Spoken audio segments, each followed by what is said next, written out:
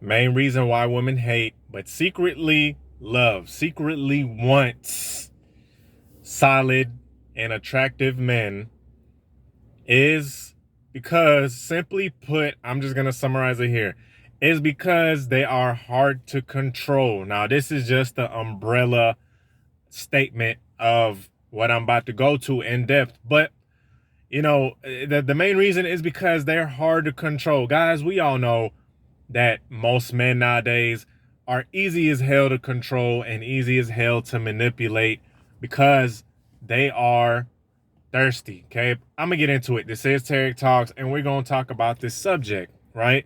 So the main reason why a lot of young ladies, they don't like, but they secretly want this man. Okay, they secretly want this man, and they're secretly attracted to him, and they want him, right? But the reason that they don't like him is because, like I said, he's not like the other dudes for the most part. Okay. And in the sense that, hey, he's not very easy to control. He is not going to fall for the BS because most guys are just thirsty as hell, and they will put up and fall with for anything. These thirsty guys, they're the type of guys that are in relentless pursuit, relentlessly chase chicks, relentlessly DM them, pay them money for nudes, and stuff like these. These are the type of guys. A lot of men are like this.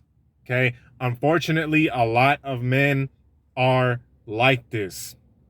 So that naturally makes a lot of chicks think, hey, look, I'm just gonna get away with anything. And they're right. They do get away with any and everything. You feel me? And a lot of these guys, they're not that. First of all, they're not solid. And when I say solid, it has nothing to do with your financial status. But if it is, solid men tend to have are in good financial standings. They don't got to be billionaires, but they're in good financial standings because they got their head on right. And they're guys that have a good personality, that are charming.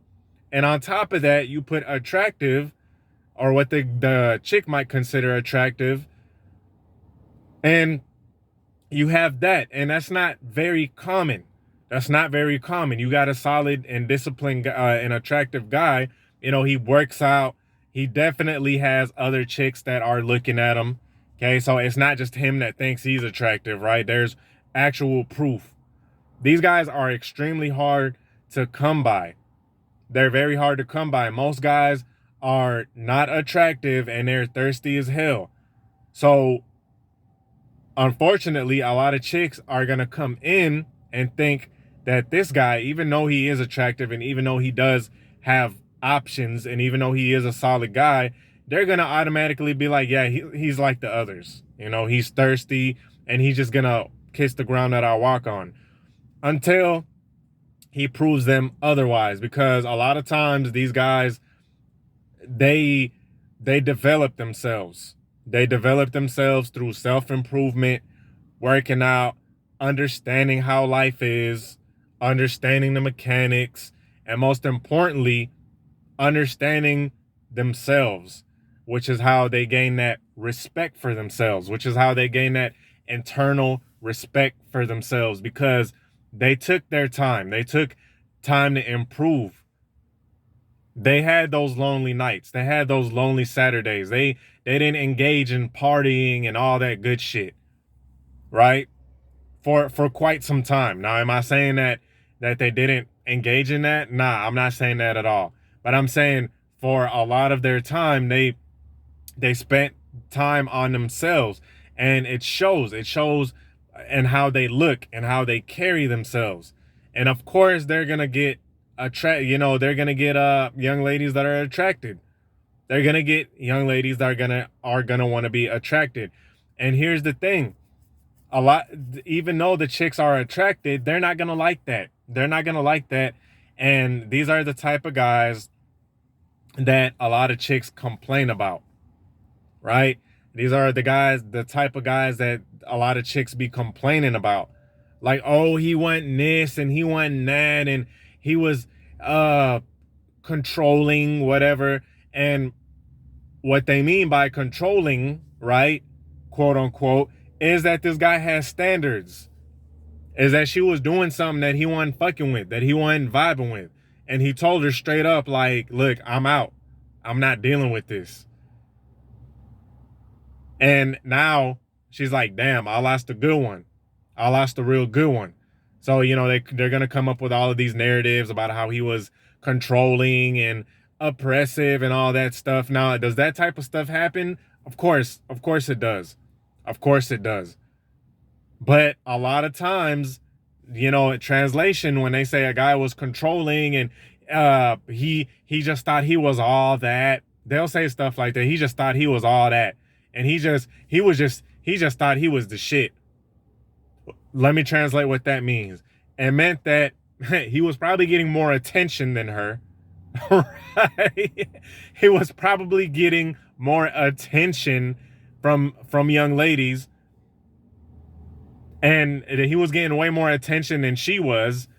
And we all know that unfortunately a lot of young ladies, right, they feel like they need to be the center of, you know, of attraction. They need to be just the center of attention. They want all the attention. They don't want their man getting more attention than them. But this guy gets it because he worked on himself. You know, that's the fruits of your labor. That's one of them, is that attraction. You know, and then she's not going to like that. She's not going to like that he actually, because a lot of guys, let me tell you something, a lot of guys are gonna claim this whole player thing, and I get this and I get these hoes and all that. But deep down inside, those same guys talking about all that player stuff, they be begging females for relationships. They be begging for relationships. You know, they'll jump on the first thing smoking for a relationship. They're the ones that are going to be begging. They're the ones that are going to be, oh, when are we going to get together? You know, what are we? Instead of asking shit like that, what are we? While the guy that's solid and attractive, he's not really going to be tripping not like that. He ain't going to be, he's not going to be pressed about it. He's not going to be pressed about it because he has a lot of stuff going on. Not only business-wise, you know, or career, whatever, but he's going to have hobbies. He's going to be into the gym. He's going to be into other more meaningful stuff. Stuff that's going to elevate him.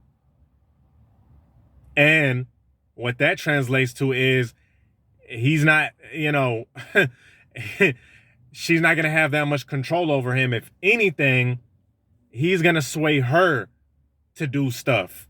He's going to be swaying her to do stuff.